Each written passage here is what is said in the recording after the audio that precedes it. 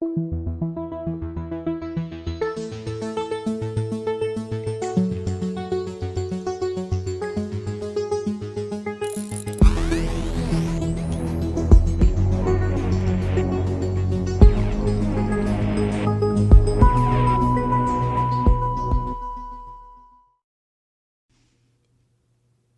I first started in radio, it was kind of a joke. If you didn't really have a topic that you had done enough research on to bring to the table, so to speak, or to engage people in conversation. Of course, it was different with talk radio back then. It was a back and forth situation.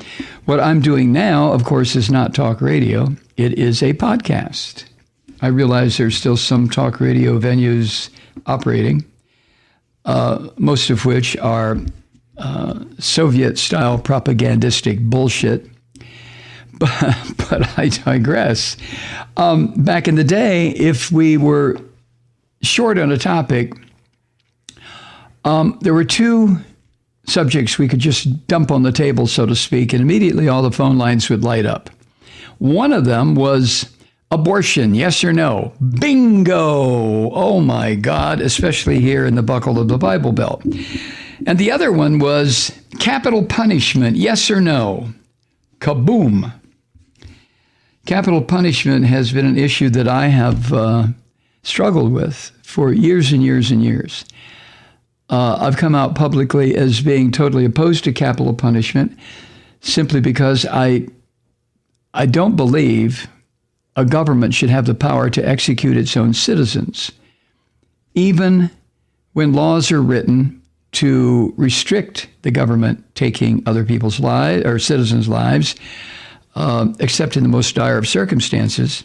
And the reason I am fully against capital punishment, even though I've struggled with it, is because of our legal system. There's no way to know for certain how many innocent people have been executed by this state or that state since capital punishment has been in effect, in place. I do know that it was initiated, I believe I know this, it was initiated as yet one more racist attempt to execute people, either after a bullshit trial or even without the bullshit trial, just by a decision made by a judge someplace. But the history of capital punishment in this country is about as shameful as any other shameful part of our history, but especially with capital punishment. And another reason that I got totally anti-capital punishment was what I learned when I was in Chicago, working for WLS Radio there. I made contact with I forget what it was called, the Innocent Project or something similar to that was run by a journalism professor at Northwestern University in Evanston and his students. And the goal of that project was to free people from death row who were in fact innocent. And in the short time that I was there in Chicago, 3.5 years, I think there were 3 people who were fully exonerated and released from death row. Now, when I say fully exonerated, I don't mean found not guilty on some technicality. I mean fully exonerated because the crime for which they were sentenced to death had never occurred by them. Yeah, there was a corpse. Yeah, there was a perpetrator, but not the person who was convicted. So in following closely, I didn't work with that journalism class, but I followed their work closely. And as a result of that, I had these 3 people who were found innocent. Again, let me stress, they weren't found not guilty. They were found innocent. There is a difference, a massive difference. This filthy pig Donald Trump was found not guilty, which has nothing to do with his being innocent. But even though I didn't work with them, I had on my program at the time all 3, 1 via phone and 2 in the studio. 2 were African-American, 1 was Hispanic. And the conversations that I had with these 3 people were at once just horrifying, Kafkaesque in the purest sense of that word, and also enlightening, also brought great relief to know that I'm sitting in the studio with people who had been condemned to die for a crime they had not committed. When I left Chicago and came back to Atlanta, shortly after my leaving, I heard that the governor of that state, who eventually wound up going to prison for all sorts of reasons, but the governor of the state, who was a Republican, declared a moratorium, total moratorium on any further executions in his state, which was, to say unusual would be a massive understatement. It was shocking that a Republican, a white male Republican Christian governor, would declare an end to executions in the state of Illinois. And then he went to prison to serve his time. Irony, yeah, it abounds, doesn't it? The reason I'm bringing this up, Virginia has now become the first southern state to abolish the death penalty. Yesterday, Wednesday, the governor of that state, a Democrat, of course, Governor Ralph Northam, signed this abolition bill into law after it was passed by the Democrat-controlled state legislature. Such a thing never would have happened with Christian fascists in control. I'm sure the Democrats who passed this, for the most part, were Christian, but they're not Christian fascists. They are Christian Democrats by definition. So let's be clear on that. But the death penalty is a punishment that's rooted in lynchings and is still disproportionately applied to people of color and disproportionately applied to people who kill or are accused of killing a white person. Someone accused of killing a black person, so often the idea of trying to seek the death penalty for that accused doesn't even come up. But if the victim is white, the chances of a death penalty being requested by the prosecution far exceeds those numbers of people who would face that if the victim were black. I mean, any place that we want to look in American society, we can find racism staring us in the face. Now, this is something that black folk in this country have been trying to tell us. And we have been refusing to listen. Maybe now? But no matter where you look, even up to the horror of the state murdering someone, okay, the state killing someone and doing it legally, black folk have had to deal with the incredible unfairness of that law. The governor said yesterday, and he was speaking, ironically, well, maybe not, from the Greensville Correctional Center, which is where the state's death chamber is located. But here's what he said, quote, "Virginia's history, we have much to be proud of, but not the history of capital punishment. Like many people," he went on, "when I was young, I believed in an eye for an eye. But as I matured, my mind changed. And when I ran for office, I committed to work on ending the death penalty in Virginia." End quote. Now, that eye for an eye thing that he mentioned is a clear indication that he was subsumed into religious doctrine. And of course, who was it? Was it Gandhi or somebody, Martin Luther King Jr., somebody who said, yeah, an eye for an eye works until everybody's blind. But it is a Hebrew Bible, an Old Testament decision.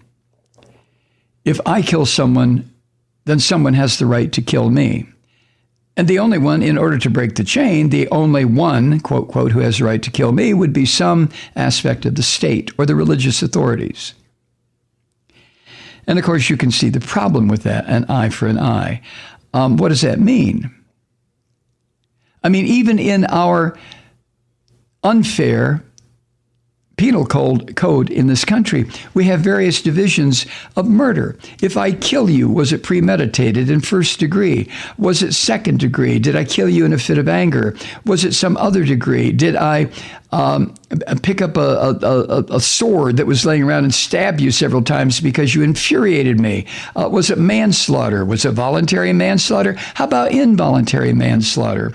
There are all sorts of degrees of the law, different interpretations of the law that are applied, can be applied. One of them can be applied when the state is seeking the death penalty or seeking a conviction for the crime of murder. An eye for an eye kind of eliminates all that, doesn't it? And the Governor Northrop said as he matured, his mind changed. Well, isn't that usually what happens when we have the mind of a child? Everything is pretty much black and white. You throw sand in my face, I'll throw sand in yours. Okay, And to me, this has always been the situation with people who refuse to accept any argument against the state having the right to kill its citizens. And that's because they are still trapped in their 4-year-old stance. They have not matured. They have not grown. They have not developed a spiritual nature. They have not decided that there are circumstances that would preclude taking another person's life, and that, in fact, the idea of the state killing someone as punishment is obscene on its face, but detrimental to the idea of democracy and freedom and the teachings of their Lord and Savior, Jesus Christ, all together. But try to tell that to a Christian fascist. Now, Virginia is the 23rd state to abolish the death penalty. But the state of Virginia has executed more people than any other state. I didn't know that. The first execution in the present-day United States took place in 1608 in the Jamestown, Virginia colony. I bet it was for witchcraft or some such bullshit, or maybe not praying enough times to Jesus or something. But anyway, since 1608, the state of Virginia has executed more than 1,300 people. And since the death penalty was reinstated in 1976, you'll remember the Supreme Court ruled that it was cruel and unusual punishment and had to stop. Do you remember that? Maybe you're not old enough. I remember it. It was a incredible decision. But that decision was overturned. I forget how it was overturned, and not overturned. You don't overturn Supreme Court decisions. But a new decision was ruled that said, no, executing somebody is not cruel and unusual punishment. No, of course not. That happened in 1976. And since 1976, the state of Virginia has killed 113 people. They're only behind Texas in the number of executions since the death penalty was reinstated nationwide. Texas. Yeah, goddamn, Texas. Now, what I've discovered, and I had no idea, being an average American white male, there's so many things I don't know because I have not been led into the research by the people who were charged with educating me from the time I was 5 years old. But I have since discovered that Virginia's embrace of capital punishment was linked to an effort, bless their hearts, to create a more respectable alternative to lynching. Well, bless Virginia's heart. Racism is so deeply embedded in this country that I question many times if it can ever be excavated, gotten rid of. Of the 113 people who have been executed in Virginia since 1976, 46% were black, even though black people make up about 20% of the state's population. Now, those are numbers, statistics, and they, to you and me, they don't mean shit. They're okay. They're written down here. I'm reading them to you. Black folk make up 20% of the population of Virginia. But since 1976, 46% of the people executed were black. What does that tell you? Well, it can tell you a lot of things on the surface until you start digging into these statistics and find out what they really mean. Hi, Truth Seekers. Mike Malloy here. As you know, we've switched formats and are now broadcast exclusively on the Progressive Voices Network. So that means you get fewer program interruptions, no corporate commercials, and lots of profanity. But our format change also means some of our radio listeners no longer hear the program. It's been a while since I mentioned our podcasts, so you may have forgotten that there is a way to listen to this program anytime you need a good dose of screaming. Visit MikeMalloy.com and subscribe to our podcast. As a podcast subscriber, you can download the program to your mobile device and take me with you wherever you go. And if you have a friend who needs a dose of truth-seeking, you can give a gift subscription as well. That's MikeMalloy.com, and never miss a minute of the uncensored fun and frivolity.